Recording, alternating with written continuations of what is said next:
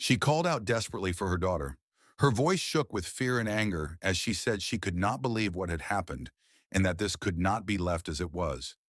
Deep down, she thought that at last the love of that man would finally belong only to her. Nearby, someone demanded to know where the baby was. She swore she would find the child and quickly called Juan Carlos, urging him to answer. When he finally picked up, she blurted out that the woman had taken the baby. He told her to calm down and explain, but she needed a moment to process what had happened. In another place, a man reacted in shock upon hearing the name Rosario. He told himself that she was supposed to be gone for good and wondered how she could possibly still be alive if everything had gone according to plan. But that was not the only problem the baby had been taken to.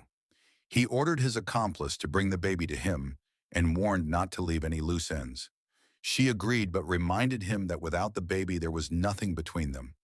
She sent him her location and he promised to pick her up. He told her he loved her but warned it would be the last time she would hear it.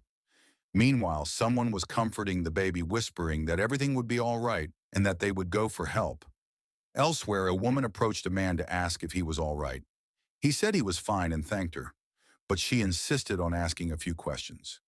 She showed him a picture of a woman and asked if he had seen her, then demanded to know why that woman had been with him and whether he had seen anyone carrying a baby. He replied that he had not and that he had no children. As he tried to walk away, she called after him, ordering him to return. Far away, another woman declared that she and her daughter were finally safe. But her relief was cut short when Juan Carlos appeared. His boss reminded him that he had been told to take care of everything himself, but instead he had sent his lover, and now the plan had gone wrong. The boss handed him information about Cecilia, instructing him to marry her and have a child with her. Juan Carlos protested, saying he loved Rosario, but the boss explained that Cecilia had inherited a fortune and that a child with her would make them millionaires. He promised Juan Carlos that once the baby was born, he could do whatever he wanted and even return to Rosario. Later, Juan Carlos accused the boss of cutting both him and Rosario out of the plan. He asked for another chance, suggesting that Dominga might be nearby.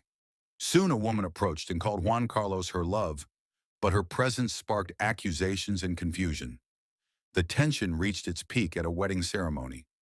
Just before it began, Juan Carlos pulled his bride aside and told her the wedding was canceled. Shocked, she demanded to know why. He admitted he had married another woman to have a child with her for the plan, but promised they would marry later.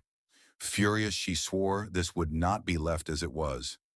The truth now lay in the open. Orders were shouted, no one was allowed to leave, and the boss warned that he would not accept losing so